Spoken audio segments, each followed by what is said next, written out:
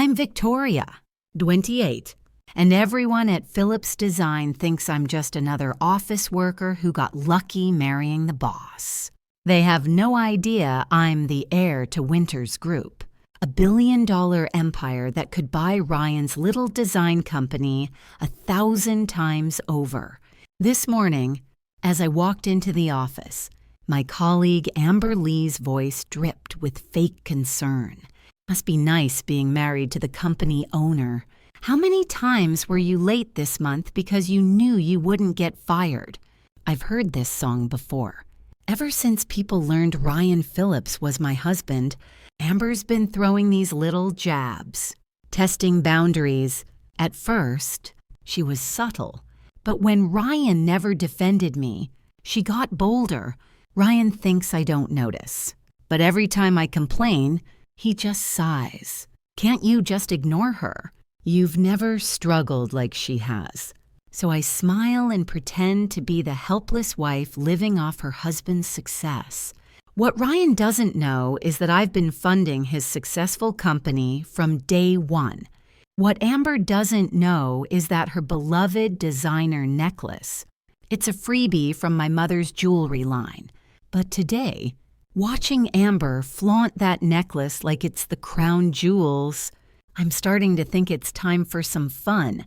You see, I graduated from Harvard Business School and spent 3 years on Wall Street before achieving financial independence at 25. When I met Ryan, this charming, ambitious guy from a small town, I thought it would be romantic to play the normal girl falling for the self-made man. My parents weren't thrilled about Ryan's lack of pedigree, but they eventually warmed up to him. To avoid overwhelming him with my family's wealth, I kept quiet about the full extent of our empire. In Ryan's mind, I'm just a girl who's good with money. After we married, I funded his design company as a wedding gift while taking a regular office job there to experience normal working life. I've been playing this role for 2 years now, and honestly, I was starting to enjoy the simplicity. Until recently, look at this. Amber suddenly appeared at my desk, practically shoving her necklace in my face. My boyfriend just gave me this Winters luxury piece. It's worth more than most people make in a year. I glanced at it and had to suppress a smirk. It was indeed from Winters Luxury, my mother's jewelry line. But this particular piece was one of the complimentary gifts we give to customers who spend over $50. I said casually. Just that. Amber's face darkened like a storm cloud. She was clearly expecting me to be impressed, maybe even jealous. Before she could respond, Ryan appeared. Victoria, could you come to my office for a moment? I cheerfully replied, of course. Honey, in that instant, I felt something shift in the air. Amber's breathing became rapid. Her eyes filled with venom and frustration. Ryan glanced coolly around the room before his gaze settled back on me. Amber quickly composed herself and returned to her seat, but I could feel her watching us. I shook my head, dismissing the strange feeling, and followed Ryan into his office. The moment we were behind closed doors, he asked, "What were you and Amber talking about just now?" I kept my tone casual. She was showing off some designer necklace her boyfriend gave her. Then she made her usual little digs about me living off you. "Oh, by the way, why didn't you wake me up this morning?" Seeing that I seemed unbothered, Ryan relaxed and smiled. "You worked so hard trading last night. I wanted to let you sleep in." Right. The money in our household doesn't come from Ryan. It comes from me, Victoria Winters. Ever since college, I've been obsessed with finance. After my Harvard MBA, I went straight to Wall Street. Within 3 years, I had achieved complete financial freedom. That's when I decided to come back home and retire early. That's also when I met Ryan. When a finance girl meets a charming social guy, resistance is futile. Ryan might not have money or status, but he was handsome, sweet-talking, and ambitious. My parents eventually approved. I thought that just having money would be enough to intimidate Ryan, so I never mentioned that my parents own dozens of companies. In Ryan's eyes, I was just a girl who happened to be good at making money.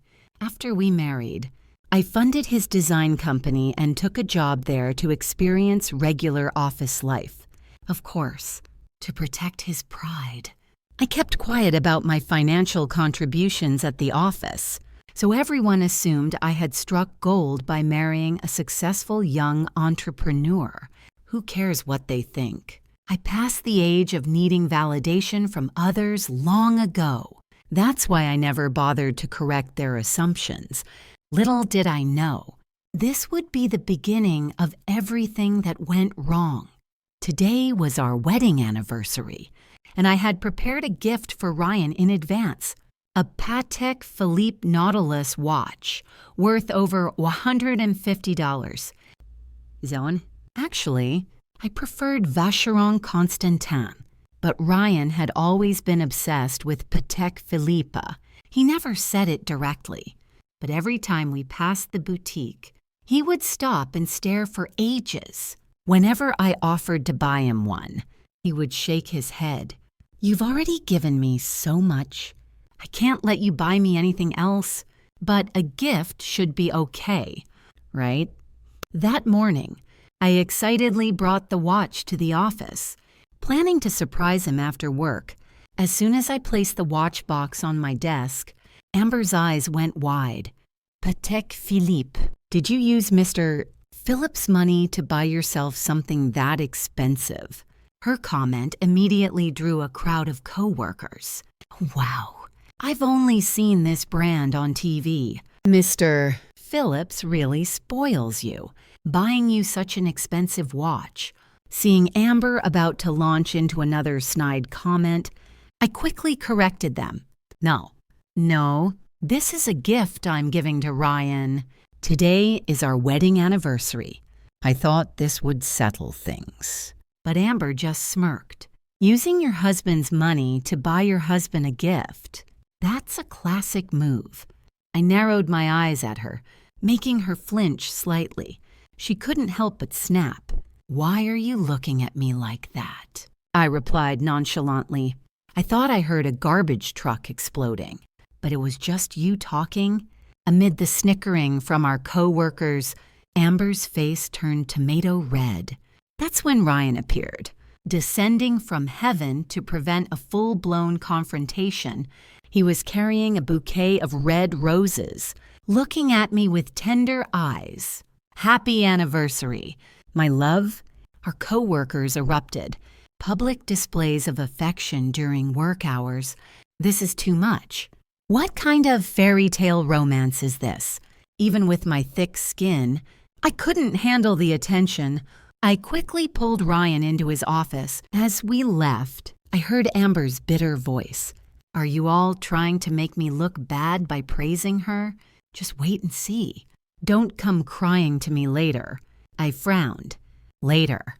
What did she mean by that? Before I could think more about it, Ryan had pulled me into his office. The moment he closed the door, he presented me with a beautifully wrapped small box. "Happy anniversary, darling. I hope you like it." I accepted it. What an incredible coincidence. It was from the same brand as Amber's necklace, also a necklace. But this model was much more expensive. I'd seen it before, around $90. Nor easier, but I turned the box over. Where was the complimentary gift?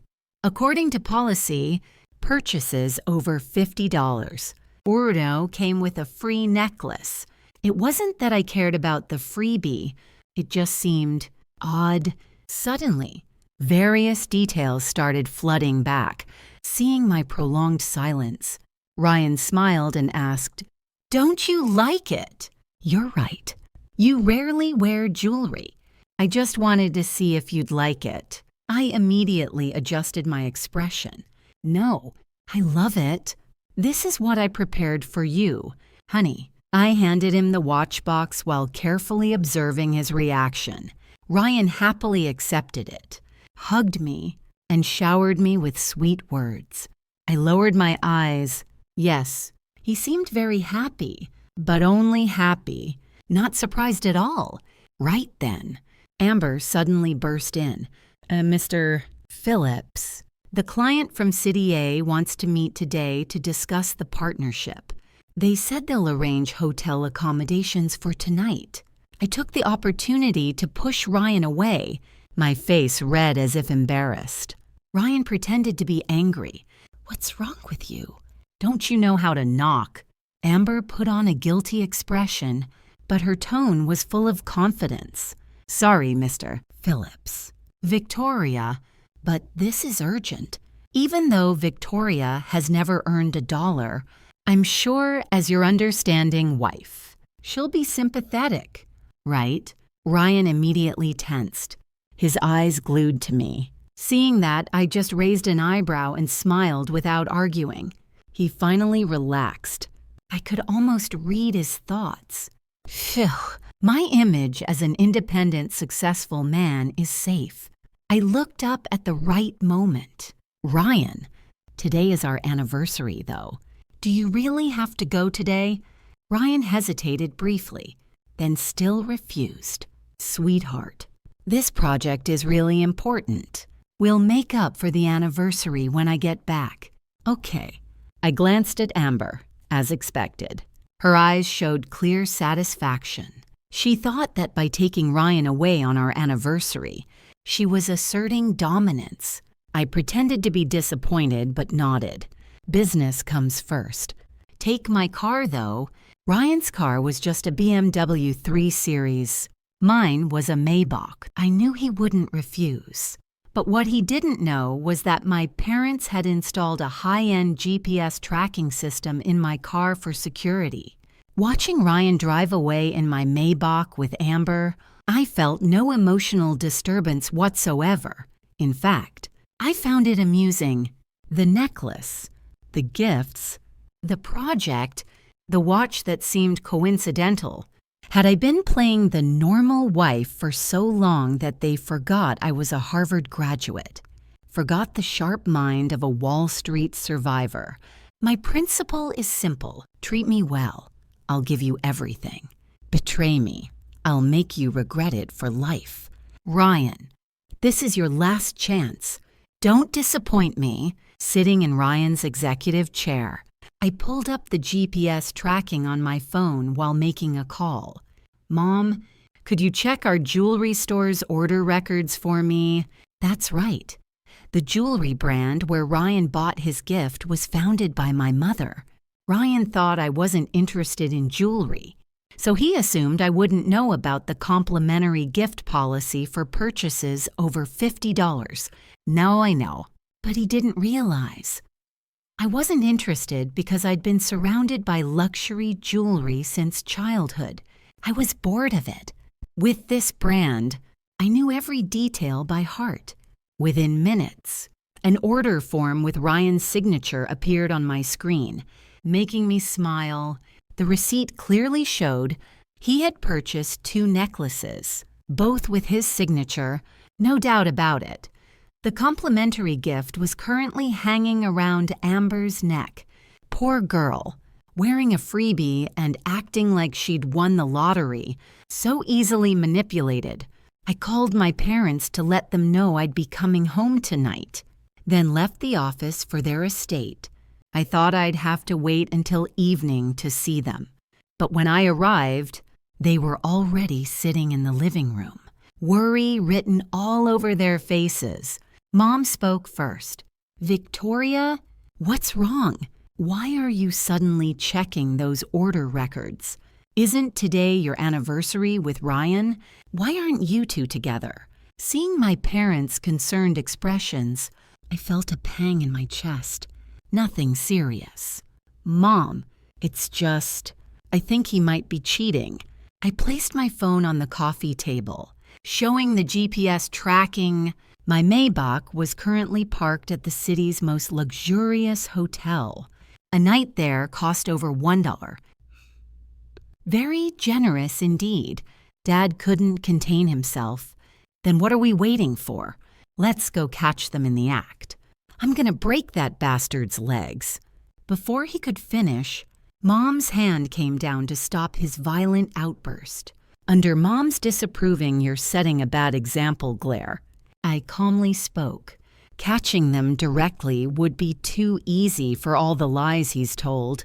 If he wants to play games, then I'll play along before the divorce. The next morning, Ryan came home looking extremely satisfied. The moment he opened the door, he jumped. "Victoria, why aren't you at work?" Seeing his guilty face full of worry that I might have discovered something, I almost laughed. I pretended to be listless. "Work is so boring. I don't want to go anymore. Besides, my coworkers keep making snide comments, especially Amber." At the mention of Amber, Ryan showed obvious tension. "Sigh, she's just jealous of you. If you're not happy there, then don't go. You won't have to deal with her anymore." I didn't miss the hopeful look in his eyes. If I didn't go to work, wouldn't that make things more convenient for them? Even Ryan couldn't hide his relief. "Okay, then I'll sleep a bit more. You go to work." I turned over, pretending to go back to sleep. Ryan washed his face quickly and immediately left the house. The moment the door closed, I slowly opened my eyes. Don't celebrate too early. I hope you'll like the big gift I've prepared. Last night, while they were having their indescribable activities at the hotel, I had installed a tiny camera in Ryan's office. Dad had strongly objected. "This isn't right. What if you see something traumatic?" But I'd insisted while setting it up. What hasn't a Wall Street professional seen? Now, I sipped my Coke while watching the live feed. Amber was practically glued to Ryan, excitedly asking, "Victoria really isn't coming in anymore." Ryan acted all cool but looked ridiculous. "Of course not. I'm the head of the household. What I say goes. If she doesn't listen, I'll cut off her allowance. The house, car, savings account, everything's in my name. If we divorce, she gets nothing. She's terrified of losing me." Amber looked at him with undisguised admiration. Ryan seemed energized by that look, something he'd never gotten from me. But the joy didn't last long, because his little angel Amber made an earth-shattering suggestion. "When are you going to divorce her? Look how she spends money. She'll burn through all your assets. After we get married, I won't be like her. I don't make any money, but I won't waste yours either." On screen, Ryan visibly startled. "See that? That's what happens when you lie too big." According to his story, I'd get nothing in a divorce. So naturally, Amber believed that with just his nod, divorce would be as easy as ordering takeout. But the problem was, lies are still lies. Thanks to Dad's insistence, we'd signed a prenuptial agreement before marriage, so the person who'd get nothing after divorce would be Ryan. Ryan knew perfectly well that leaving me meant losing everything. That's why he had no intention of actually divorcing. He was just playing around with Amber to regain some wounded pride. He quickly went into damage control. "Let's wait a bit longer. It's not the right time. We've been married for a while now. Divorce would really hurt Victoria. You wouldn't want the man you love to be heartless. Would you? Trust me. In my heart, you're my true love." Oh God, that would indeed be hurtful. So hurtful I'd laugh in my sleep. I was plotting how to deliver the final blow when an even better opportunity arose. It was dog-eat-dog time. I love it. I swear, what happened next wasn't my setup, but it unfolded so naturally since stopping work. Besides watching internal live streams, I had more free time. So that day, I decided to go shopping to relieve stress. After all, I was about to be free, so my mood was quite cheerful. While I was sitting in the VIP room selecting handbags, a familiar voice rang out. "I want that bag." Victoria flaunts those designer bags in front of me every day. I need to have one too. The store manager heard it too. Since Mom was a VIP here, they knew my name well. The manager looked at me with pleading eyes. "Please forgive me. I didn't hear anything." I raised an eyebrow. "Help me out here." A heaven-sent opportunity had arrived. It would be rude not to take advantage. When Ryan heard my voice from the VIP room, his whole body went rigid. Amber looked at me expectantly, like she was thinking, "Are you here to catch us?" I pretended nothing was wrong, and under the manager's respectful bow, stepped out with a bright smile. "Ryan, you're here too. Did you miss me so much you had to come find me?" Ugh, I was internally gagging, but I kept the sweet smile while moving closer. Ryan breathed a sigh of relief and quickly explained. "Oh, I have a female client who wants to buy a gift. I brought Amber to help choose." I pretended to be surprised looking at Amber. "Oh, you're here too. But Amber, how would you understand bags from this brand? Your entire yearly salary couldn't buy even one." The store manager perfectly timed his supporting act. "Miss, please put down that bag immediately. That bag was pre-ordered by a VIP customer. Can you afford to pay if you damage it?" I nearly burst out laughing. This manager should definitely consider acting. Amber's face turned red with embarrassment and humiliation. Tears almost spilling over, she looked pleadingly at Ryan, hoping he'd defend her, but Ryan pretended not to see, only gazing lovingly at me. "You choose so well. Honey, pick one for me too." The manager waved his hand, and all the store employees immediately lined up with bags, forming a neat row in front of me. The manager personally led me to the sofa, even bringing water and pastries. "Please take your time. Tell us which one you like." I gestured lightly, and the designated employee would step forward, kneel on one knee, and present the bag to me. I examined each one carefully, then waved my hand, and the manager would signal for the employee to step back. When I got to the third bag, Amber finally couldn't take it anymore. She gets to touch and examine all those bags without you saying anything. "I just picked one up to look at it, and you won't let me." The manager remained polite, but his voice dripped with disdain. How could it be the same, even if Ms. Victoria destroyed every bag in this store? She'd still be our most valued customer. "But you, please step aside and don't block other customers." Amber's eyes burned with fury as she stared at me. In her anger, I could see a growing ambition. I smirked. "Come on, I'm betting on you. Don't disappoint me." After Ryan and Amber left with the bag I'd selected for him, I leisurely remained on the sofa, sipping tea and eating pastries. The store manager stood beside me, hesitating for a long time before speaking with admiration.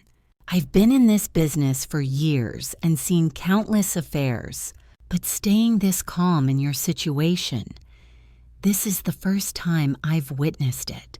I finished my last sip of tea, pack up all the bags I touched. "My usual commission split for you and the staff who helped. Send everything directly to my estate." Amid surprised and grateful expressions, I looked at the manager. I have money, status, and ability. Why should I waste time being sad? The person who should be sad, isn't that him? As for me, I know when to cut losses and when to enjoy life. That evening, for the first time in ages, Ryan came home early, with obvious anger in his eyes. I chuckled to myself. "Oh, starting to fight already." Weren't you true love? I pretended ignorance and casually said, "Oh, right. My Maybach is being serviced. Could you pick it up tomorrow? Since I'm not working anymore." I'm thinking, should I just transfer it to you? As expected. Ryan's face immediately lit up. I knew you cared about me the most. When can we transfer the title, me? I knew he'd be eager, but not this eager. Maybe Ryan realized he'd reacted too strongly, so he quickly backtracked. I mean, there's no rush. Whatever you want. I smiled sweetly. After you pick up the car tomorrow, come get me from the office. We'll go handle the transfer paperwork. Ryan frowned. Didn't you say you weren't going to work anymore? I pretended to be unhappy. What? I'm not even allowed to visit the office now. I just thought it would be convenient to go from there. Afraid of making me suspicious, he quickly placated me. Whatever you want. I smiled secretly. Tomorrow will be quite the show. The next morning, Ryan got up early, excited to pick up the car. I saw him off at the door, internally anticipating when the service staff tells him about the GPS tracking system, will he still be able to smile? I carefully did my makeup, put on a new black designer dress, and headed straight to the office. When I walked in, Amber's eyes burned with jealousy as she stared at me. I knew that with just one more push, everything would unfold exactly as planned. So I walked directly to her, provocatively. "You're fired." In the pin-drop silence, my voice rang clear, and all eyes turned toward us. Amber's eyes blazed red. "Based on what? What authority do you have? You're just a housewife living off Mr. Phillips." I admired my fresh manicure while slowly saying, "But I'm his legal wife. Did you think I didn't notice your feelings for him?" Amber's eyes flashed through every emotion: struggle, confusion, surprise, joy, hope. I studied her carefully, then smiled coldly. "But what's the point? Ryan doesn't like you at all. In fact, he finds you annoying. You'd better learn your place." Amber finally exploded. "You're lying. He's sick of you. He told me he only loves me." I calmly sat down. "Stop deluding yourself. Got any proof?" Under the contemptuous stares of our co-workers and provoked by my calm attitude, Amber completely lost control. "You want proof? Fine. I'll show you." Seeing Amber about to show me her phone, I quickly stopped her. "Wait!" Amber smirked. "Scared now? Or do you finally know your place and want to back down?"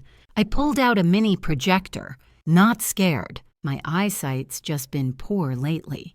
"Let's put it on the big screen so everyone can see Amber had been provoked beyond reason and didn't suspect anything." Under my helpful guidance, she actually connected her phone to the projector, and so every piece of evidence she'd secretly collected was displayed. Hotel history, private messages, intimate videos that definitely couldn't be shown during work hours. I watched while sipping water, completely ignoring my phone buzzing constantly beside me. I didn't need to look. I knew Ryan had discovered the GPS tracking in the Maybach. At this moment, he was probably screaming in his head. Did she know about the hotel that night? I poured myself a glass of wine and smiled slightly. Wouldn't immediate divorce be too merciful for all his lies? Let him live in fear and regret. That's much more fun. You like thrills, right? Then I'll give you the ultimate thrill. Amber wasn't completely stupid. Amid the contemptuous stares from everyone, she gradually regained her senses. "Victoria, you saw everything. Didn't you give me back my phone? If you're smart, you'll step aside." I pretended to be serious. I noticed a few details in the video that weren't quite clear. Our co-workers whispered among themselves. This is absolutely shameless. Seriously. Fighting to be the other woman. No wonder she's been threatening to fire us lately. She thought she was already the boss's wife. Amber's face turned crimson, and she was about to lunge for her phone when Ryan burst through the door. If Ryan had held on to any hope on his way back that the GPS tracking was just a coincidence, that hope completely shattered the moment he flew into the office like a madman. He approached me with trembling steps, his lips stammering. What is everyone watching? I patted the chair beside me calmly. Oh, you're back. Nothing much. We're just watching some indescribable footage of two people together. Come on, sit down and watch with us. While Amber's eyes filled with expectation, Ryan turned blood red and spun toward her with murderous rage. Amber froze in terror, tears streaming down her face. After a long moment, this man who always maintained his genteel facade suddenly swung his hand and smashed Amber's phone to pieces. Crash! It shattered completely. Then he turned to look at me, his voice trembling as he pleaded, "Victoria." I immediately stepped back 3 paces and looked toward Amber. Even though I took the phone, everyone saw. I didn't break it. Right. Attorney Williams. I tilted my head slightly toward the back. Ryan followed my gaze and his face went deathly pale. In the corner of the room stood 4 men in suits, a lawyer, a notary, and 2 bodyguards with full equipment, laptops, cameras, recording devices. I smiled kindly. Let me introduce them, my personal lawyer, notary, and security team. Amber thought she'd misheard and laughed loudly. So what? Ryan told me before you got married. You two signed a prenup. You won't get anything. Shut up, Ryan roared, cutting her off. Then he turned to me, pleading, Victoria, could we talk privately in my office? I looked at him with pity. Even now you're worried about saving face. Isn't living like that exhausting? But fine, such a small request. I could be generous. I stood up, leading my 4 guardians, and walked into the office with him. The moment the door closed, Ryan collapsed to his knees in front of me. I asked leisurely, "What are you doing?" "I'm not handing out lucky money." He knelt there, desperate. "Let me explain. It's all a misunderstanding. Amber seduced me. She made it all up. Don't believe her." I signaled, and a bodyguard stepped forward to remove the tiny camera hidden behind the wall painting. I looked at Ryan calmly. If you'd been honest from the beginning, I might have respected that. But instead, you're just trying to blame someone else. His face went white. You knew all along. I picked up the necklace he'd given me on our anniversary and threw it at his feet. Not that long. I figured it out from this necklace. Did you think I didn't know this brand gives complimentary necklaces for purchases over $50? No. Ryan still held a glimmer of hope. Looking up, can you forgive me? Give me one more chance. Please. I patted his cheek gently. What do you think? Ryan's head dropped. When he looked up again, all his masks had fallen away. You set me up. Even if we divorce, you have to compensate me. I still have standing in the business community. If you want to be ruthless, I won't let you live peacefully either. I took a glass of wine from my bodyguard and sipped it lightly. Ryan, you're always so impatient. I haven't finished talking yet. Do you know why I'm so familiar with this jewelry brand? Because my mother founded it, and these gentlemen are on loan from my father.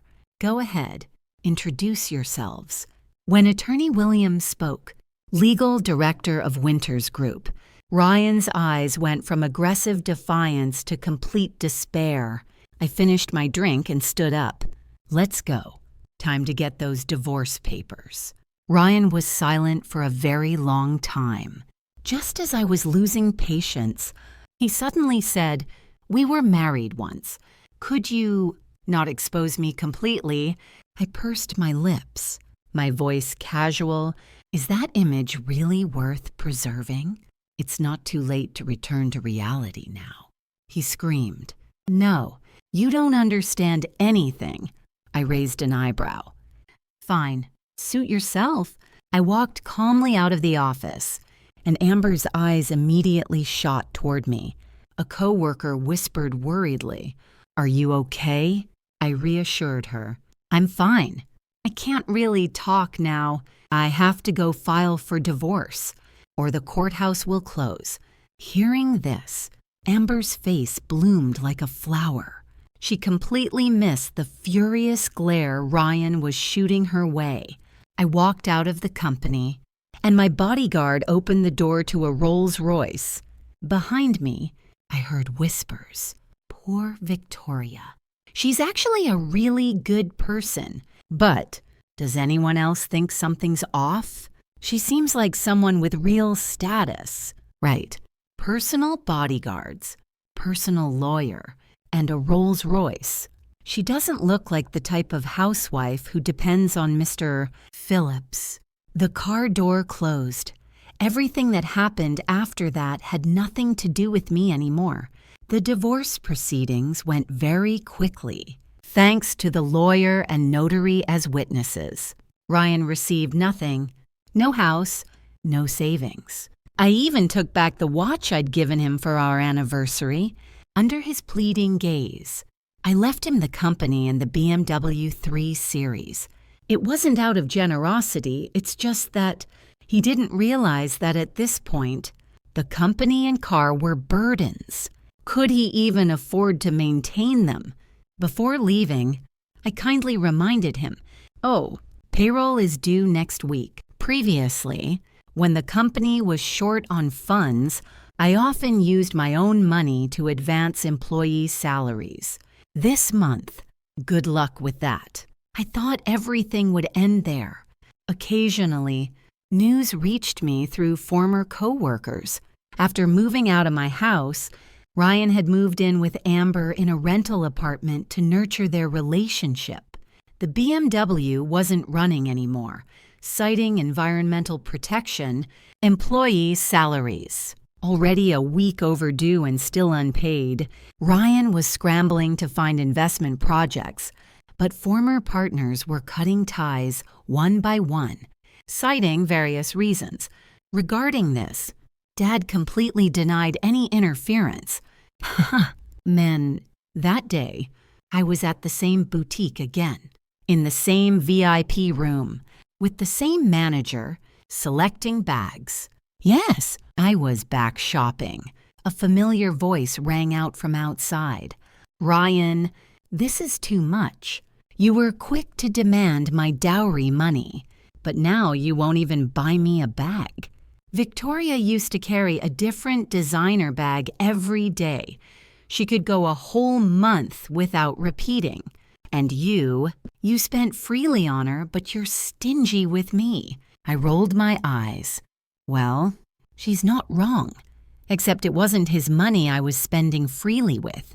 The manager nearly fainted. Her whole face showed pain. Oh no, it's them again. She was about to sneak away when I grabbed her. "All the bags today. I'll take them."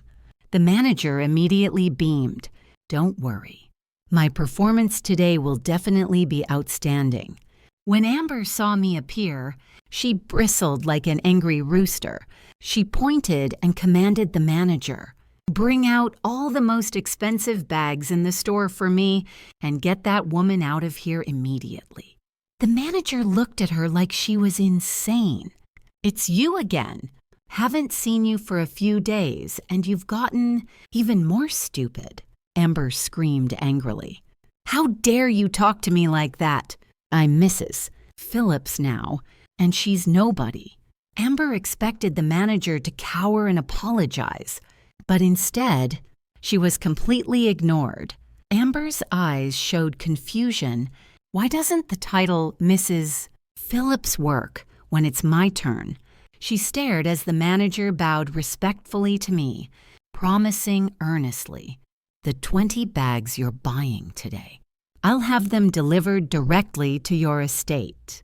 Amber glared at Ryan. "Did you give her money again?" Ryan had been keeping his head down, not daring to look at me. When Amber asked, he reflexively answered, "No, you're overthinking again." But as soon as he finished speaking, he seemed to remember something. His eyes lit up as he stared at me intently. Too bad. I had no interest in playing games with them anymore. I turned to leave, but these two heaven-made pieces of trash actually chased me to the door. Amber ran over to block my path. "Victoria, tomorrow is my wedding with Ryan. You absolutely must come." I pretended to hesitate. Amber thought I was afraid of losing face and was about to launch into mockery when I asked sincerely, "Do I have to bring a wedding gift?" Amber was completely stunned. After a moment, she ground her teeth. "Just showing up is enough." Huh. She wanted to humiliate me in front of everyone so badly that she was willing to sacrifice the gift money. But of course I'd go 3 great passions in my life: spending money, making money, and watching drama. That night, I planned to sleep early to be ready for tomorrow's entertainment. But I had an uninvited visitor. I crossed my arms, looking at Ryan standing in front of me. He looked absolutely miserable now. Well, that's what happens when you try to save money. He couldn't even afford to drive. His suit probably hadn't been dry cleaned either. I yawned. "Make it quick if you have something to say." Thud. Ryan dropped to his knees again. Thank goodness I was used to his kneel whenever things don't go his way routine. So I didn't jump. He broke down crying, begging, "Victoria, I know you'll never forgive me, but please, for old time's sake, give me some money to live on." I smiled mischievously. "Didn't you tell Amber that I was afraid of losing the allowance you gave me? Plus, when I left $200, 0 in the company account. That was money I fronted from my own pocket." Ryan whimpered. "I invested in stocks and lost everything. Seeing you make millions last year, I thought I could do it too." I gave him a thumbs up. Impressive. "So, you think I'm going to give you an allowance?" Ryan looked up with a crazed expression. "If you don't, I'll kill myself right here. If I can't live, you won't have peace either." Speechless, crying, making scenes, threatening suicide. Where did he learn these tactics? In the end, Ryan left happily with $50. Iwazinam. I even promised him, "I'll bring another 100 euro to the wedding tomorrow." After he left, I pulled up the security footage and sent it everywhere. Still thought I was easy prey after getting played once. That was suicidal. The next morning, I attended the wedding as promised. The venue was packed. Most of the company employees had been forced to attend. When Amber saw me arrive, her eyes practically glowed. She immediately ran over. "Victoria, come sit in the front row, in front of everyone." Amber proudly took Ryan's arm, completely ignoring his ashen face. "Victoria, thank you for giving me your super-rich husband. A housewife like you could never match up to Ryan anyway. Even though you're too poor to afford a wedding gift today, you're still welcome to drink our wedding wine." I looked at her with pity. Her super-rich husband had been crying and threatening suicide just yesterday, begging me for living expenses. I answered sincerely, "I wish you both." Eternal bondage. Amber choked slightly, feeling like the blessing sounded odd but unable to pinpoint what was wrong. Before she could react, I clapped my hands. "Though I didn't bring money today, I did prepare a gift for you." As I finished speaking, the big screen lit up. All eyes turned toward it. When the video started playing, everyone's jaws dropped wide enough to fit eggs. The entire confrontation between Ryan and me played out clearly. Amber seduced me. She made up all that evidence. Even if we divorce, you have to compensate me. For old time's sake, give me some money to live on. I lost everything in stocks. I saw you make millions last year and thought I could do it too. If you don't give me money, I'll kill myself right here." Ryan lunged forward to smash the screen, but hotel security quickly restrained him. He screamed angrily, "I paid for this hotel. Why are you listening to her?" The hotel manager shrugged and shouted back, "No choice. Winters Group just acquired this hotel. Miss, Winters is our shareholder." The scene fell dead silent for several seconds, then exploded. Did I hear that wrong? Winters Group. Victoria is a shareholder of Winters Group. She casually made millions in stocks. Mr. Phillips is the classic fake phoenix pretending to be golden.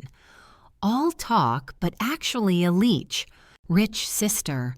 Look at me. I'm not picky about gender. Amid the contemptuous stares throughout the venue, Ryan just wanted to disappear into the ground. Amber stood frozen like a statue, unable to believe her eyes as she looked at me, then at him. Finally, she lunged at Ryan, grabbing his shirt. "You fraud. Give me back my family's dowry money." In the chaos, I casually walked away. Actually, I had planned to give Ryan one last chance, but he didn't know his place and had the audacity to come begging for money. I'm not made of soft clay that's easy to mold. Attorney Williams led the police past me. The rest, let them handle it. Later, Attorney Williams filled me in on some of the aftermath. Ryan was charged with multiple crimes: wage theft, extortion, financial fraud, a pile of charges that landed him in federal prison, the dowry money Amber's family had provided. He'd thrown it all into stocks and lost everything. So naturally, it couldn't be returned. The company was immediately dissolved. Several former colleagues, through my arrangements, were transferred to work at Winters Group. As for Amber, she came begging me once, hoping to work at Winters Group. I raised an eyebrow and smiled. "Are you dreaming, Mrs. Phillips? Or do you have experience now and want to find another golden turtle?" Amber actually sat down and thought about it very seriously. But that had nothing to do with me anymore. Love. It only slowed down my sword. Making money is still my true love. 3 months after the wedding disaster, I was living my best life. My investment portfolio was thriving. I'd taken 2 incredible vacations. And for the first time since I was 18, I was living entirely for myself. The aftermath of Ryan and Amber's downfall had been even more satisfying than I'd anticipated. Attorney Williams had kept me updated. Ryan was serving a 3-year sentence for fraud and embezzlement. Turns out, he'd been skimming from client accounts for months before our divorce, desperately trying to maintain his lifestyle. When that money ran out, he'd gambled everything on high-risk stocks. Amber had tried to sue me for emotional distress and destroying her marriage, but her case was thrown out faster than yesterday's garbage. The judge had actually chuckled when reading her complaint. She'd also attempted to sell her story to tabloids. I was destroyed by a vengeful billionaire ex-wife. But no one was interested. Apparently, Gold Digger gets played by actual gold mine wasn't the sympathetic angle she'd hoped for. The funniest part, she'd kept that complimentary necklace from my mother's jewelry line and was trying to sell it online as a luxury investment piece. She had no idea it was basically a promotional item. I was reviewing some quarterly reports in my home office when my assistant buzzed in. Miss Winters, there's someone here claiming to be your former sister-in-law. Should I have security escort her out? Sister-in-law. Ryan didn't have any sisters that I knew of. Send her up. I'm curious. 5 minutes later, a woman who looked like a female version of Ryan walked into my office. Same weak chin, same shifty eyes, but with bleached blonde hair and too much makeup. Victoria, she said, trying to sound confident but failing miserably. I'm Rachel Phillips, Ryan's sister. We need to talk. I leaned back in my chair. Amused? About what? Your brother's in prison, and I divorced him months ago. What could we possibly need to discuss? Rachel's facade cracked slightly. Look, I know Ryan messed up, but he's family, and family takes care of each other. He told me about your situation, how you're loaded. My situation, I repeated slowly. Come on, don't play dumb. You're sitting on millions while my brother rots in jail. The least you could do is help with his legal fees. Get him a better lawyer. I stared at her for a long moment, then burst out laughing.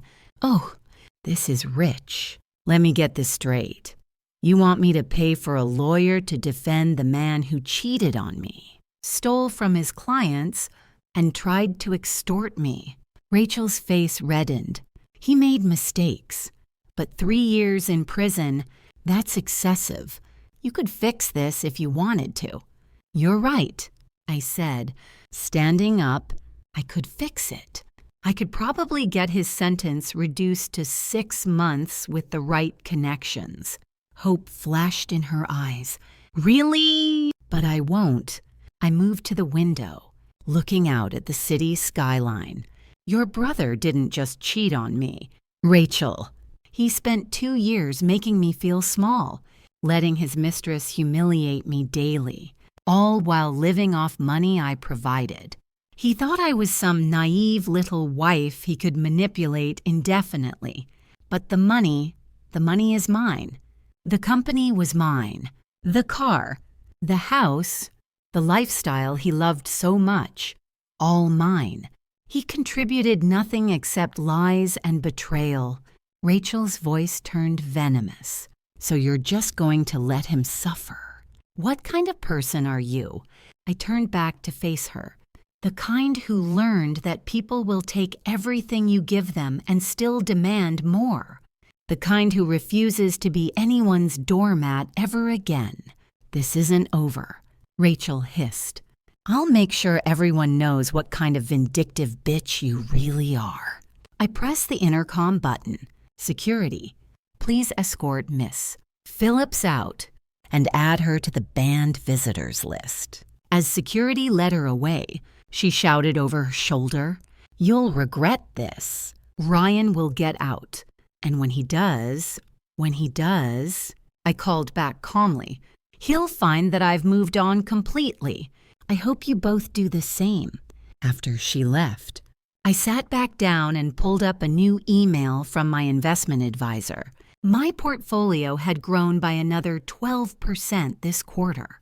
I was officially worth more now than when I'd married Ryan. The irony was delicious. He'd married me thinking he was getting a moderately successful trader. If he'd been faithful, supportive, and honest, he could have eventually learned the truth and lived like a king.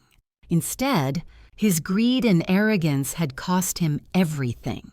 My phone buzzed with a text from my mother. Dinner tonight.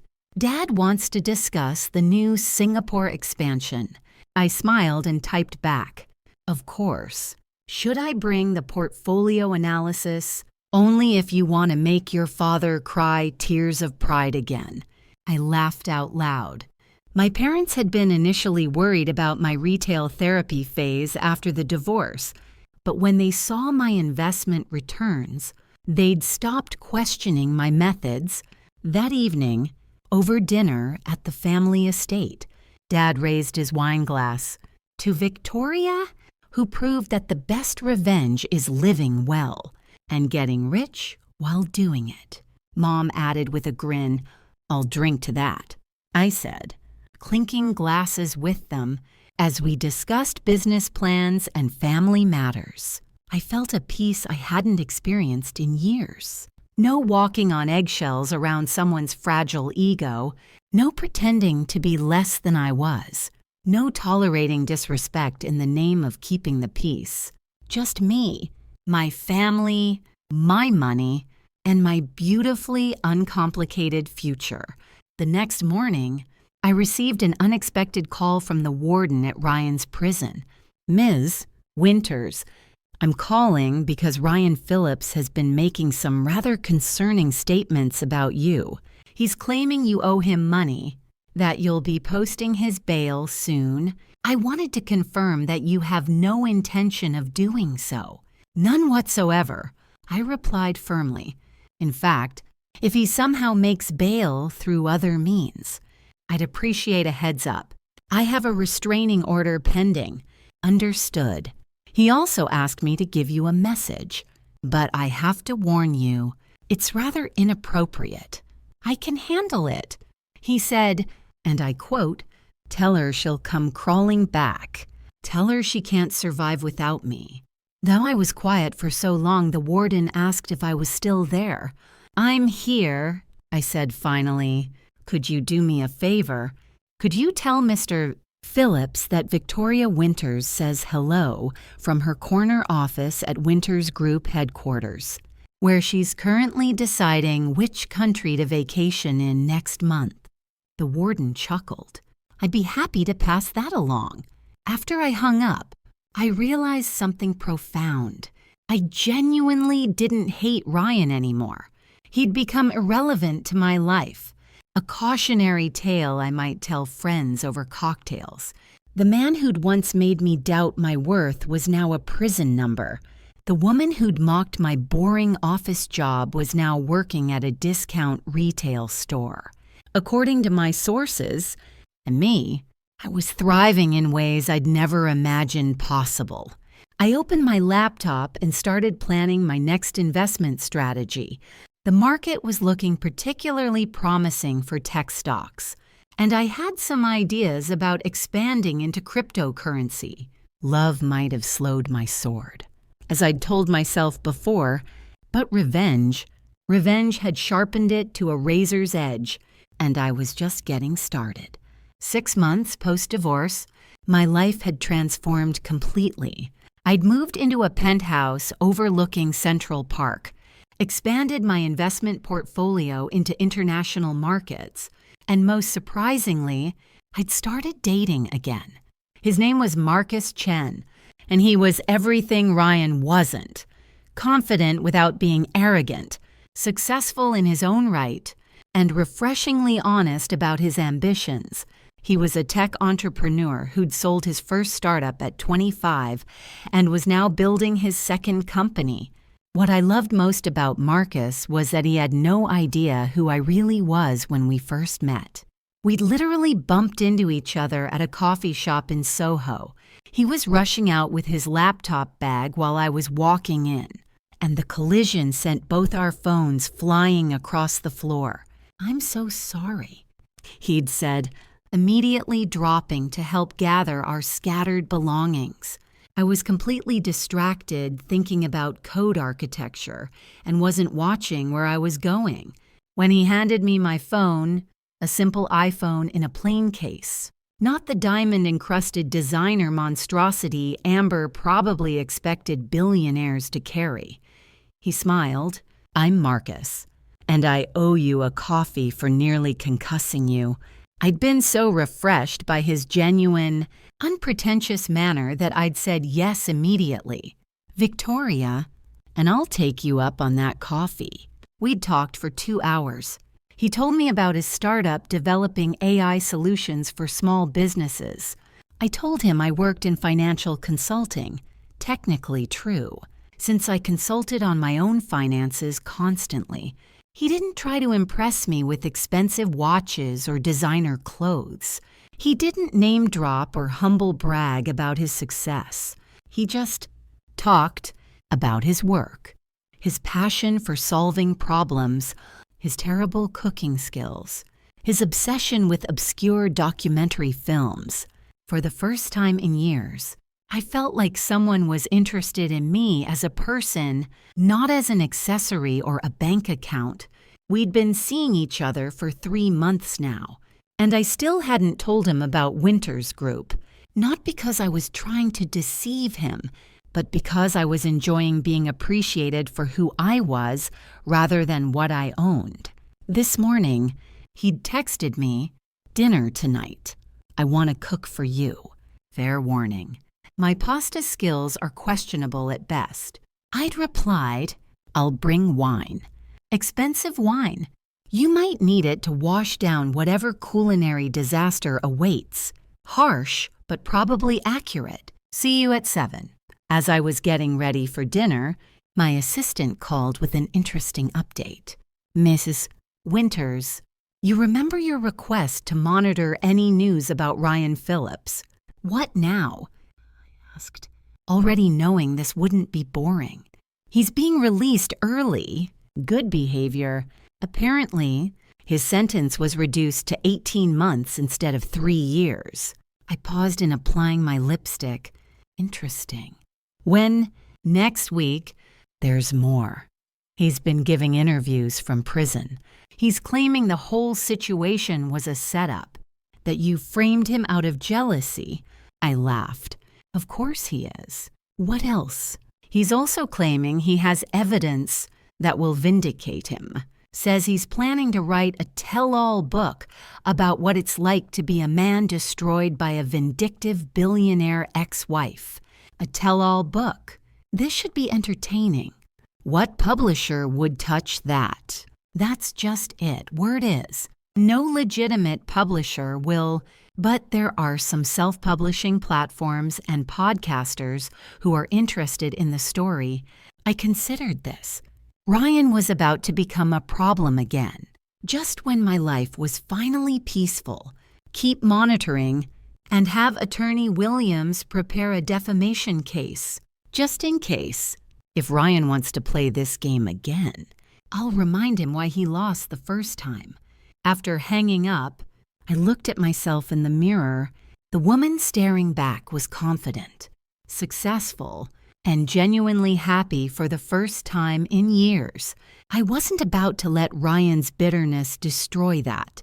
I arrived at Marcus's apartment in Brooklyn carrying a bottle of wine that cost more than most people's monthly rent, but I'd hidden it in a brown paper bag to avoid questions.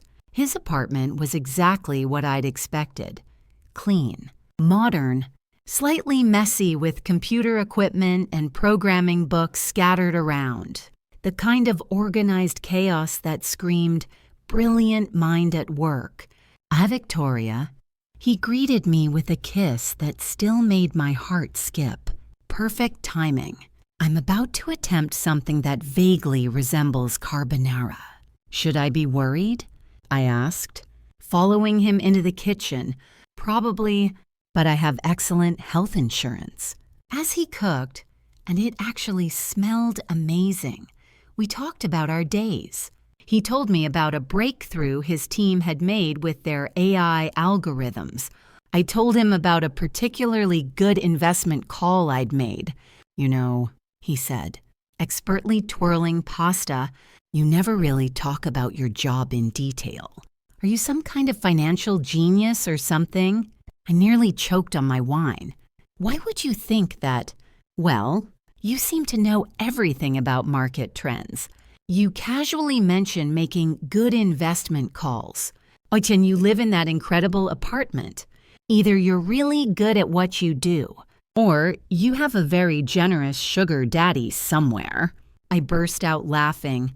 "Definitely not the sugar daddy option. So you are some kind of financial wizard. Something like that," I said, deflecting with another question about his work. But Marcus was observant. I could see him filing away little details, my expensive clothes, my casual attitude toward money, the way I seemed to understand complex financial concepts instinctively. During dinner, my phone buzzed with a text from an unknown number. I know you think you've won, but I'm getting out soon. We have unfinished business. I must have made a face because Marcus immediately asked, "Everything okay?" I considered lying, then decided on a version of the truth. My ex-husband, he's persistent. Marcus's expression darkened. Persistent, how, "Are you safe?" The concern in his voice was genuine and immediate. He was already thinking about my safety, not interrogating me about why my ex was still a problem. "I'm fine," I assured him. "He's more of a nuisance than a threat. All talk, no action. If he becomes a problem, you'll tell me." Right. I may look like a harmless computer nerd, but I have some useful skills. I smiled, touched by his protectiveness. What kind of useful skills? Let's just say my first startup wasn't in financial software. I know people who know people. That was intriguing. But I didn't press. Everyone had their secrets. After dinner, we moved to his couch to watch one of his beloved documentaries, this one about the history of video game development. As I curled up against his side, I felt a contentment I'd never experienced with Ryan. "Marcus," I said during a particularly boring segment about 1980s programming languages. What if I told you I had some secrets? Big ones." He paused the documentary and looked at me seriously. "What kind of secrets? Are you in witness protection? Secret agent? Heir to a criminal empire?" "The last one is closest, minus the criminal part." He studied my face.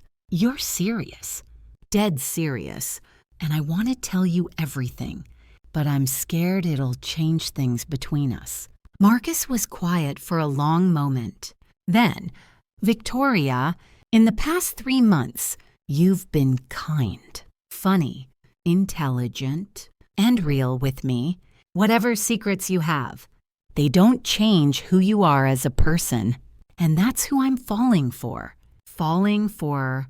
My heart did something acrobatic in my chest. Even if the secret is that I'm ridiculously wealthy and have been lying about it. He blinked.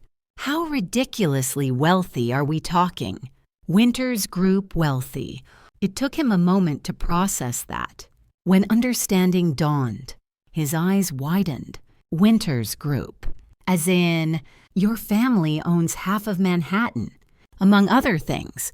He leaned back, running his hands through his hair. "Holy shit, Victoria, you're not just wealthy. You're basically royalty." "Does it change things?" I asked quietly. He looked at me for a long time. Then he smiled. "It explains a lot, like how you can afford that apartment on a consultant's salary, and why you know so much about high-level financial strategy. But does it change how you feel about me? You mean, am I going to suddenly start treating you like a meal ticket instead of a person?" "Something like that." Marcus pulled me closer. "Victoria, I've been building companies since I was 20. I'm not exactly broke. And more importantly, the woman I've been getting to know for 3 months, the one who laughs at my terrible jokes and watches boring documentaries with me, that's who I care about. The money is just context." I felt tears prick my eyes. "You have no idea how good it feels to hear that. Why didn't you tell me sooner?" I thought about Ryan, about how my wealth had changed him from a charming man into a controlling parasite. Bad experiences. My ex-husband he didn't handle it well. Hence the persistent problem, among other things. Marcus was quiet, thinking. Then, "Is that why you've been so careful about money stuff? Like hiding expensive wine in paper bags and downplaying your investment success?" I blushed. "You notice that. I notice everything about you. Victoria, I just didn't want to make you uncomfortable by asking. This man, this wonderful, perceptive, patient man. There's more, I said. My ex is getting out of prison soon, and he's angry. He's planning to try to cause trouble for me. Marcus's expression hardened. Prison? What did he do? Fraud, embezzlement, extortion, long story. And now he's threatening you. He's threatening to expose me. Write tell-all books, that sort of thing. Nothing physically dangerous. Just annoying. Marcus stood up and started pacing. Victoria, you said you had a bad experience with your ex and money. What exactly happened? So I told him everything about Ryan's transformation, about Amber, about the elaborate revenge plot, about the wedding disaster. Marcus listened without interruption, his expression growing darker with each detail. When I finished, he was quiet for a long time. Victoria, he said finally, what you described isn't just a bad experience. That's systematic emotional abuse. He isolated you, belittled you, made you feel small while living off your success. That's textbook manipulation. I'd never thought about it in those terms. But hearing Marcus say it out loud made something click into place. And now he's getting out and making threats. We need to take this seriously. I asked. He sat back down and took my hands. You told me your secret, so here's mine. My first startup was cybersecurity. I sold it to a Fortune 500 company, but I still have connections in that world. People who can make sure your ex-husband's tell-all book never sees the light of day. Marcus, I can't ask you to... You're not asking. I'm offering. Nobody gets to threaten the woman I'm falling in love with. There it was again. Love. You're falling in love with me, I whispered. He smiled. Hopelessly. Completely. Even more so now that I know you could buy and sell me 10 times over, but still let me pay for coffee. I kissed him then, pouring all my relief and gratitude and growing feelings into it. When we broke apart, Marcus said, "So, what's our strategy for dealing with Ryan?" Our strategy? I like the sound of that. Well, I said, settling back into his arms. I think it's time Ryan learned that I've upgraded in every possible way. Ryan's release from prison made the local business news, though not for reasons he'd hoped.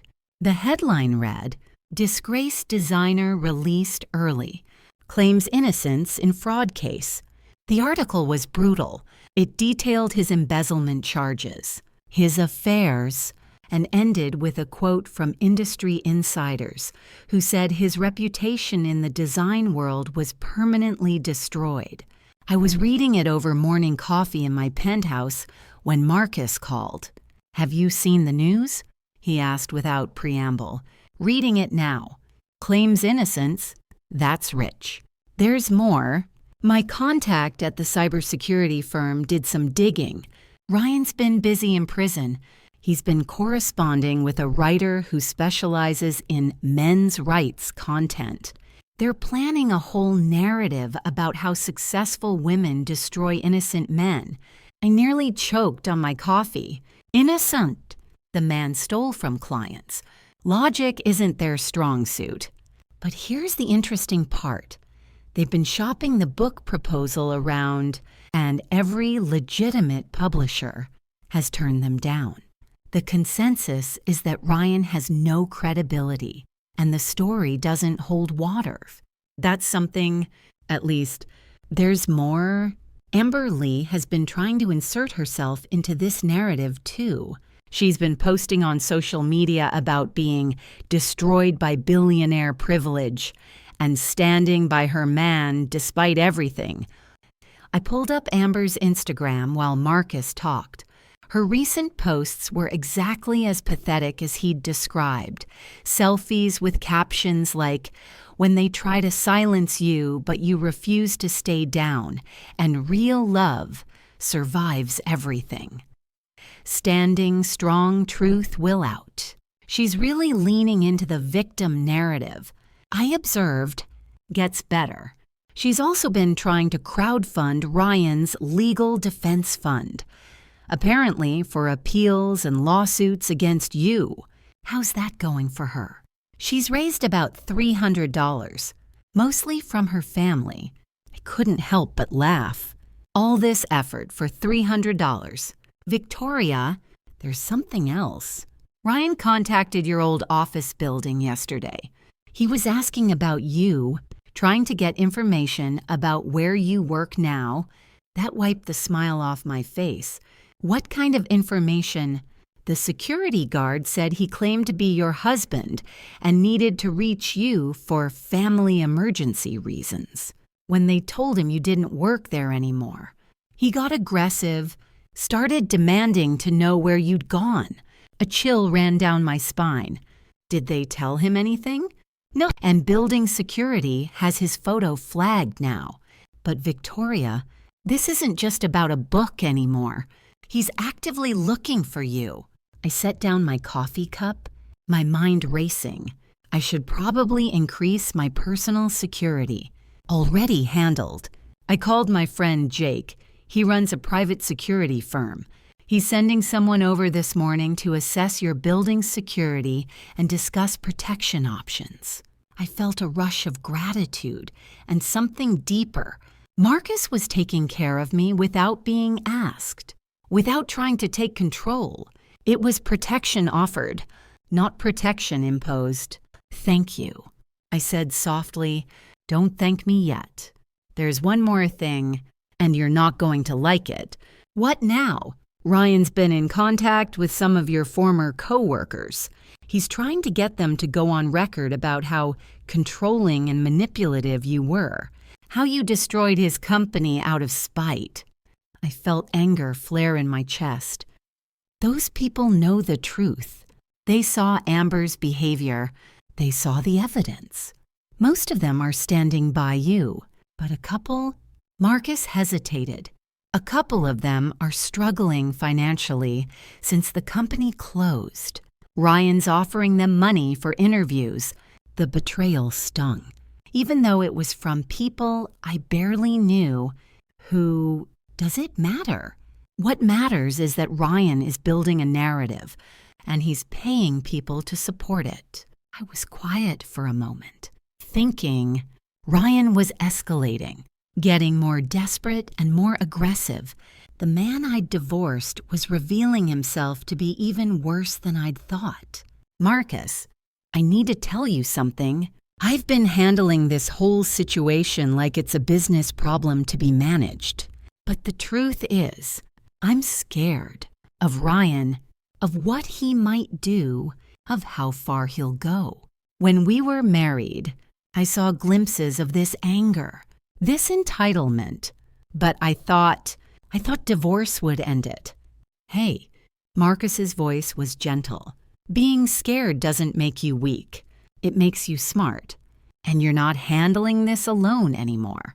After we hung up, I sat in my kitchen looking out at Central Park, trying to process everything. My peaceful new life was being invaded by ghosts from my past, and I wasn't sure how to make it stop. My doorman called up around noon. Miss Winters, there's a Jake Rodriguez here to see you. Says he's expected. Send him up. Jake turned out to be a compact, professional-looking man in his 40s with observant eyes and a firm handshake. He assessed my apartment with the efficiency of someone who knew what to look for. Nice place, he said. Checking the windows, good sight lines, limited access points. The building security is better than most. But there are some improvements we should discuss. For the next hour, Jake outlined security measures that ranged from simple upgraded locks, security cameras to elaborate personal bodyguards, armored car service. What do you recommend for someone in my situation? I asked. Honestly, a middle approach, enhanced building security. a personal security detail for public appearances, and a good lawyer who specializes in restraining orders. I have the lawyer part covered. Good. There's one more thing. Marcus mentioned your ex might try to approach you directly. Do you have somewhere safe you could go if you needed to disappear for a while? I thought about my parents' estate in the Hamptons, their vacation home in Aspen, the Winters Group properties around the world, several places. Good. Hope you won't need them. But it's good to have options after Jake left. I called Attorney Williams to discuss restraining orders and anti-harassment injunctions. Then I called my parents to give them a heads up about the situation. Mom's reaction was predictably protective. Come stay with us until this blows over. I'm not running away. Mom, I have a life here. A relationship. A relationship. Dad's voice joined the call. With who? I found myself smiling despite everything. His name is Marcus. He's wonderful. You'll love him. Is he vetted? Dad asked in his CEO voice. Dad, he's not a business acquisition. He's my boyfriend. Same thing. Mom said dryly. If he's important to you, we need to know he's not after your money. He doesn't need my money. He sold his last company for 8 figures. That got their attention. What kind of company? Dad asked. Cybersecurity. And before you ask, yes, he's helping with the Ryan situation. I like him already. Mom said, when do we meet him? Soon. But first, let's deal with our prison escapee problem. That evening, Marcus came over with Chinese takeout and a bottle of wine. We spread the food across my coffee table and talked strategy while watching the sunset over Central Park. I've been thinking about Ryan's endgame, Marcus said, expertly wielding chopsticks. He's not just angry, he's humiliated. You didn't just divorce him. You exposed him publicly, made him look like a fool. Good, I said around a mouthful of lo mein. But here's the thing. Humiliated men with nothing left to lose can be dangerous. Ryan's lost his career, his reputation, his freedom. In his mind, you're responsible for all of it because I am responsible for exposing him. I'm not sorry about that. I'm not saying you should be. I'm saying we need to be prepared for him to escalate beyond just writing books and giving interviews. As if summoned by our conversation, my phone buzzed with a text from an unknown number. I know where you live now. Time to settle accounts. I showed the message to Marcus, who immediately pulled out his own phone. I'm calling Jake. This is escalating faster than I thought. While Marcus made arrangements for increased security, I stared at the message. There was something about the tone that chilled me. It wasn't just angry, it was calculating. Ryan had spent 18 months in prison thinking about me, planning his revenge, and now he was free. Marcus, I said when he finished his call, what if this gets really bad? What if he doesn't stop with threats? He sat beside me and took my hands. Then we stop him. Permanently. What do you mean? I mean, there are legal ways to neutralize threats, restraining orders, harassment charges, lawsuits that tie up his resources and reputation. And if he crosses certain lines, Marcus's expression hardened. Well, let's just say I still have friends in the cybersecurity world who don't like people who threaten women. I studied his face, seeing a side of Marcus I hadn't glimpsed before. You're not just a tech entrepreneur, are you? Oh, he smiled. But it wasn't entirely pleasant. I'm a lot of things. Victoria, most of them good. But I can be very, very bad to people who threaten what I care about. For some reason, that didn't scare me. It reassured me. So what's our next move? I asked. We wait. We watch. And we prepare to remind Ryan Phillips why he should have stayed down the first time you knocked him there. As we cleaned up dinner, I realized something had shifted between Marcus and me. We were no longer just dating. We were partners, allies, a team facing a common threat, and somehow that felt like the most romantic thing that had ever happened to me. The war was coming, but this time, I wouldn't be fighting alone. The confrontation came sooner than expected, and in the most public way possible, I was at a charity gala for the Children's Hospital, one of those high society events where Manhattan's elite gathered to write checks and be seen doing good. Marcus was my date, looking devastatingly handsome in his tuxedo and fitting seamlessly into the crowd of millionaires and power brokers. We were mingling near the auction display when I heard a commotion behind us. Victoria Winters. I turned to see Ryan pushing through the crowd, looking haggard but determined. He'd lost weight in prison, his once perfect appearance now sharp and desperate. Security was already moving toward him, but he was shouting loud enough for half the ballroom to hear. There she is, the woman who destroyed my life. Tell them, Victoria, tell them how you framed an innocent man. The ballroom went dead silent. Every eye in the room turned toward us, toward me.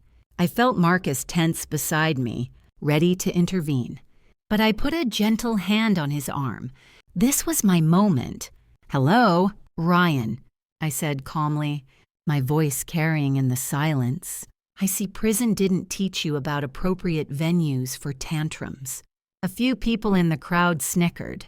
Ryan's face reddened. "Don't you dare mock me. You ruined everything. My company, my reputation, my life. I seem to recall you doing most of that yourself," I replied, still in that same calm tone. "The fraud charges, the embezzlement, the affair, those were all your choices. You set me up. You planned the whole thing."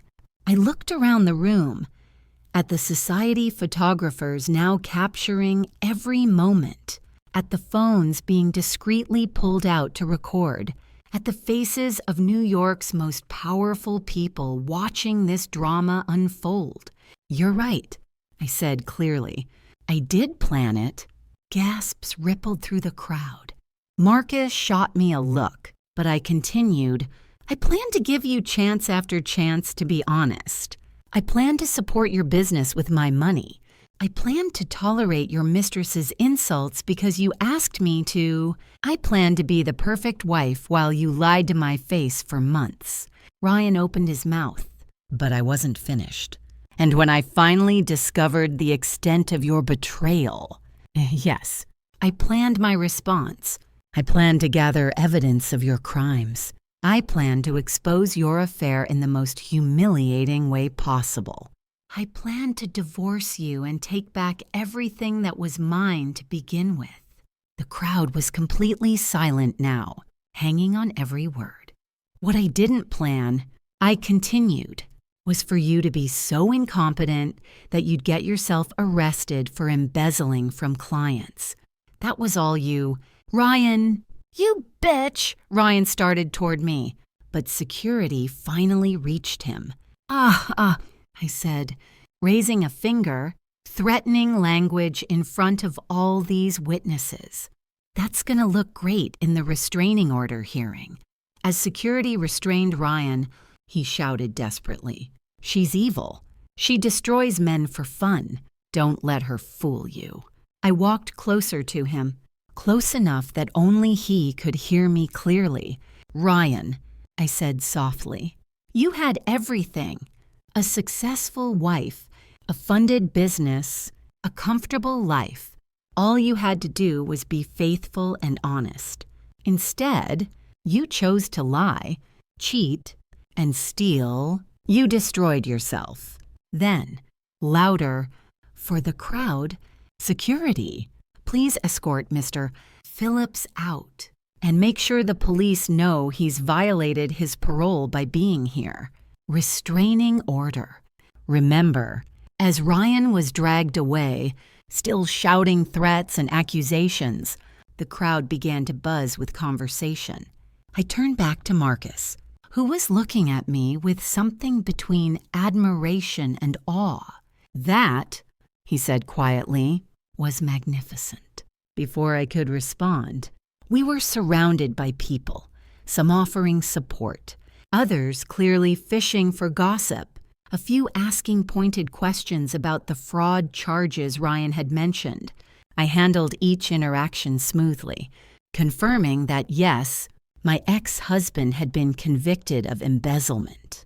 And no, I wasn't surprised he was making wild accusations rather than taking responsibility for his actions. The evening's charity auction proceeded as planned, but I could feel the undercurrent of fascination.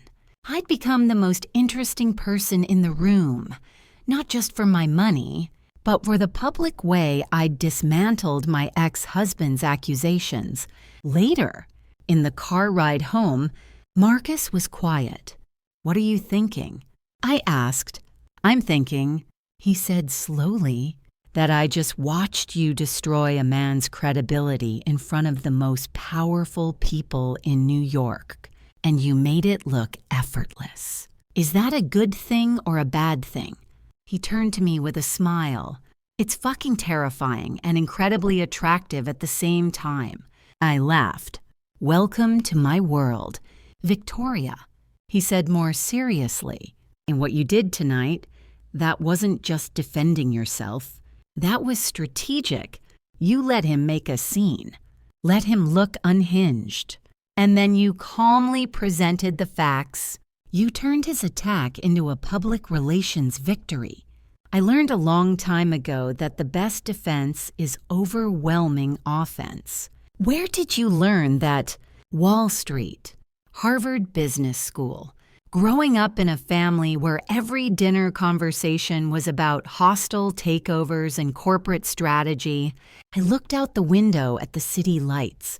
People think being rich means everything comes easy, but wealth makes you a target. You learn to protect yourself, or you lose everything.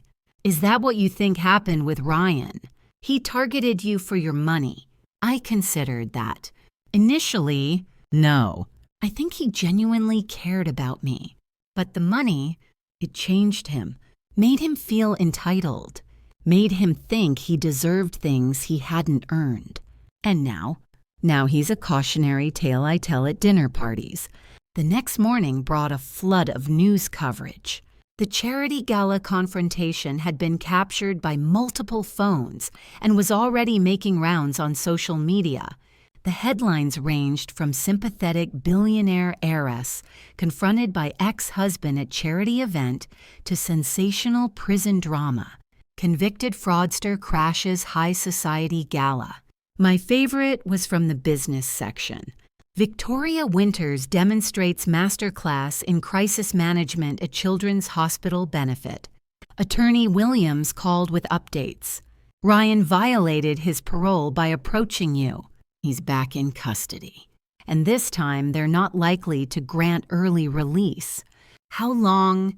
Probably the remainder of his original sentence, plus additional time for the parole violation.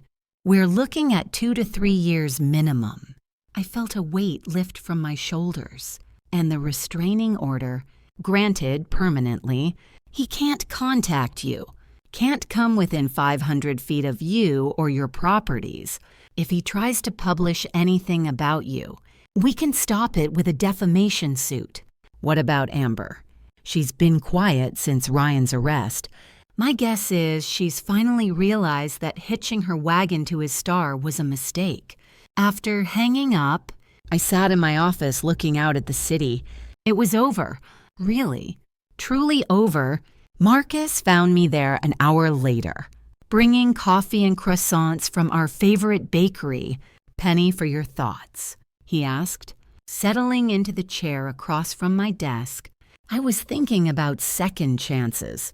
I said, Ryan had so many opportunities to be better, to choose differently, but he kept doubling down on the worst parts of himself. Some people do that. They get so invested in being the victim that they can't see how they're creating their own problems.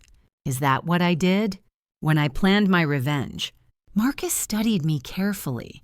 Do you think it was... I think I gave him exactly what he deserved.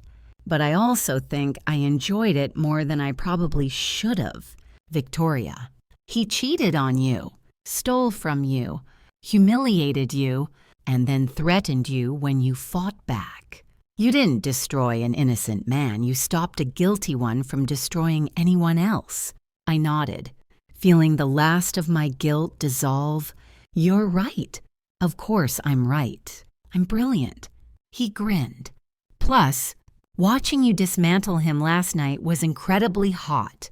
I threw a pen at him, laughing. You're terrible. I'm honest. There's something very attractive about a woman who can defend herself. Speaking of honesty, I said, there's something I've been wanting to tell you. More secrets. The opposite. Actually, I love you. Marcus went very still. Then he smiled. The kind of smile that lit up his entire face. I love you too. Victoria Winters, billionaire heiress, master strategist, terrible person to have as an enemy, and the best thing that's ever happened to me. He came around the desk and kissed me, and for the first time in longer than I could remember, I felt completely, perfectly safe. So, he said when we broke apart, what do we do now that you've vanquished your enemies and gotten the girl? Well, I said, I was thinking we could take a vacation, somewhere tropical, with excellent wine and no extradition treaties. Planning to commit some international crimes, only if you're very, very good. Marcus laughed and pulled me closer. I can work with that. Outside my office windows, New York hummed with life and possibility. Ryan was back in prison. Amber had disappeared into obscurity, and I was free to live my life exactly as I chose. And I chose Marcus, this wonderful man who loved me for who I was rather than what I owned. I chose happiness, success, and the kind of revenge that came from living well. Most of all, I chose never again to make myself small for anyone else's comfort. The game was over, and I had won everything worth winning. 2 years later, the Winters Group annual shareholder meeting was always a spectacle, but this year felt different. I stood at the podium in the gleaming conference room on the 45th floor, looking out at a sea of suits and serious faces, investors, board members, financial analysts, and business journalists. Ladies and gentlemen, I began. I'm pleased to report that Winters Group has had its most profitable year in company history. Polite applause rippled through the room. I clicked to the next slide of my presentation, showing a graph with numbers that would make most people dizzy.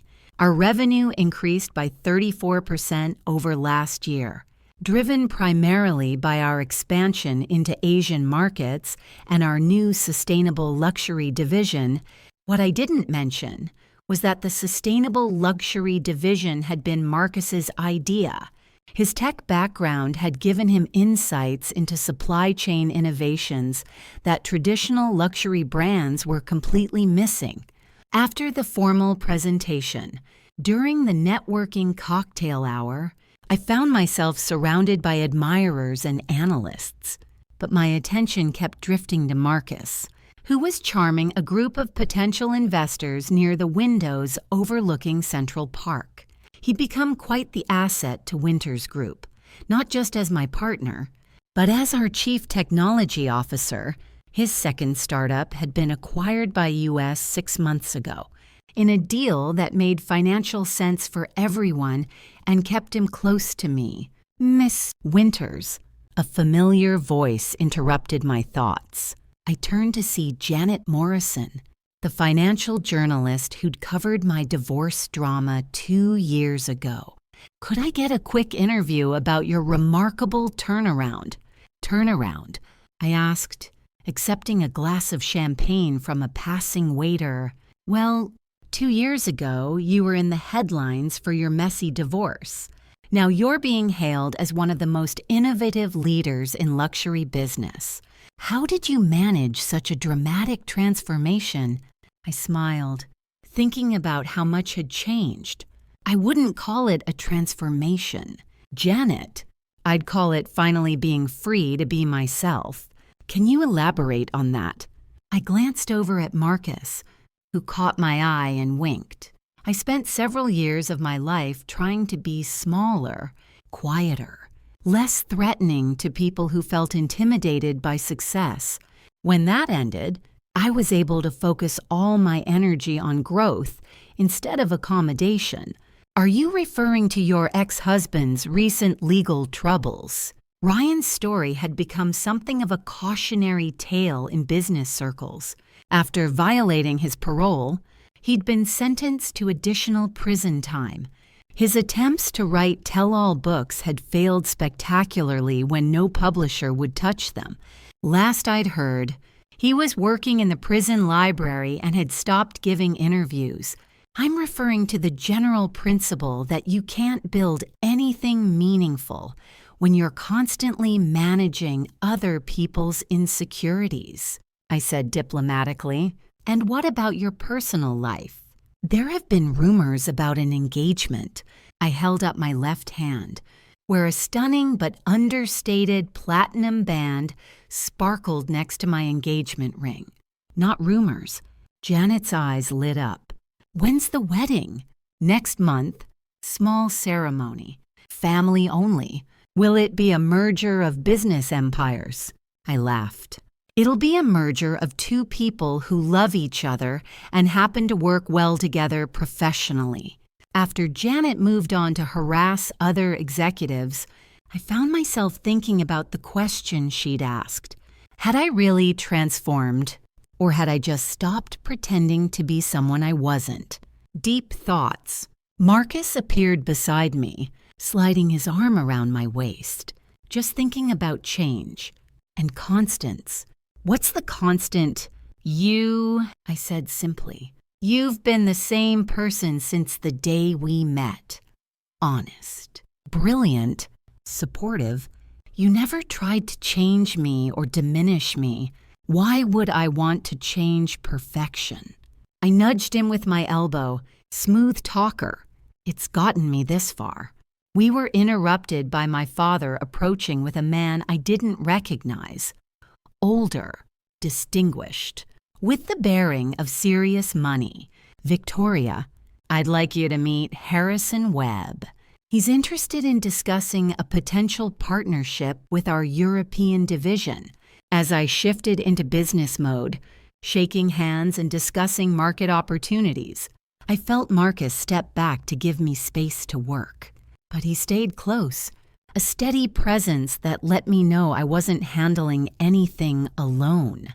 An hour later, after Harrison Webb had left with promises to call his lawyers about drafting partnership agreements, I found myself on the balcony overlooking the city with my parents and Marcus.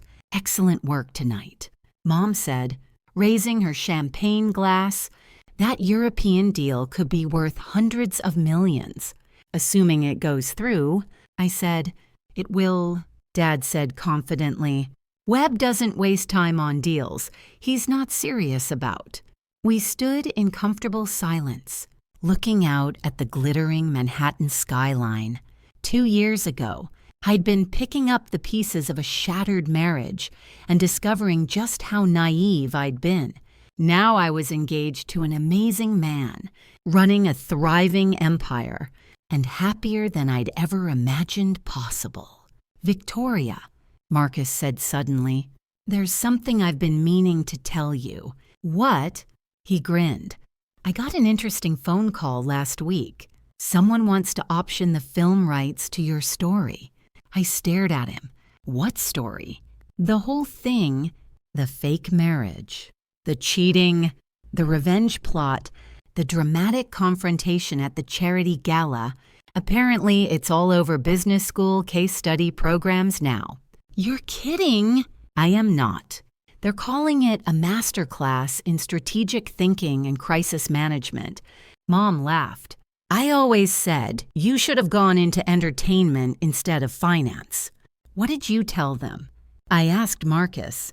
I told them they'd have to ask you, but I may have mentioned that you'd probably want creative control and a producer credit.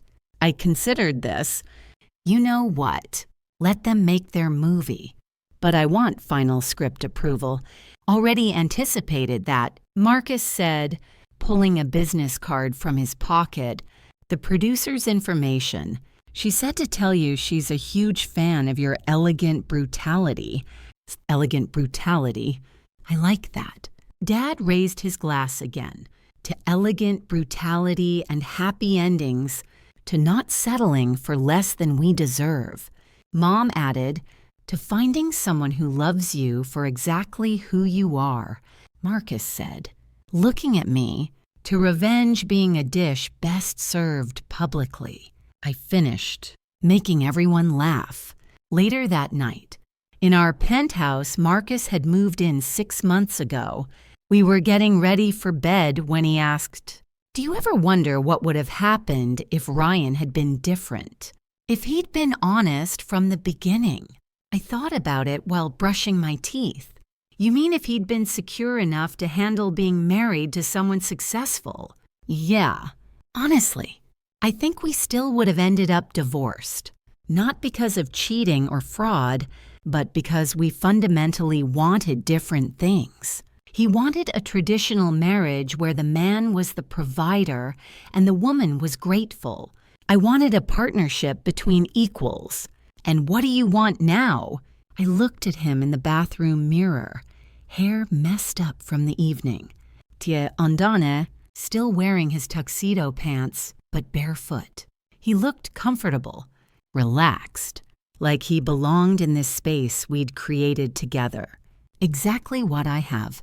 I said, a partner who challenges me, supports me, and isn't threatened by my success, someone who sees my ambition as an asset, not a flaw, even when that ambition involves publicly destroying your enemies. Especially then, Marcus laughed and pulled me into his arms.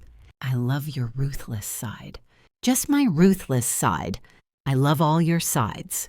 The brilliant businesswoman, the loyal daughter, the generous philanthropist, the woman who still hides expensive wine in paper bags to avoid seeming pretentious. I don't do that anymore. You did it last week when we went to dinner at Jake's. Jake's intimidated by money. My point exactly. You're considerate of other people's feelings. Even when you could just buy and sell them. I kissed him softly. I love you too. Marcus Chen. Even when you point out my contradictions, especially then. We fell asleep that night planning our honeymoon 3 weeks in Japan, combining business meetings with hot springs and excellent sake, and discussing the expansion plans for Marcus's division of Winter's group. But before I drifted off completely, I thought about the girl I'd been when I married Ryan. Young, naive, willing to diminish herself for love. She'd thought that happiness meant accommodation, that success had to be apologetic. I was grateful to her for the lessons she'd learned, but I was even more grateful that I'd grown beyond her limitations. Some people spend their lives becoming smaller. I'd chosen to become larger, more successful, more confident, more unapologetically myself. And I'd found someone who loved me not despite my power, but because of it. In the morning, I'd wake up and continue building an empire. I'd make deals worth millions, solve problems that affected thousands of people, and maybe approve a movie script about my own revenge story. But tonight, I fell asleep in the arms of a man who loved me exactly as I was, ruthless, brilliant, wealthy, and completely, utterly free. The girl who'd once tried to make herself small for Ryan Phillips was gone forever. In her place was a woman who would never again apologize for taking up space. And they all lived wealthily ever after,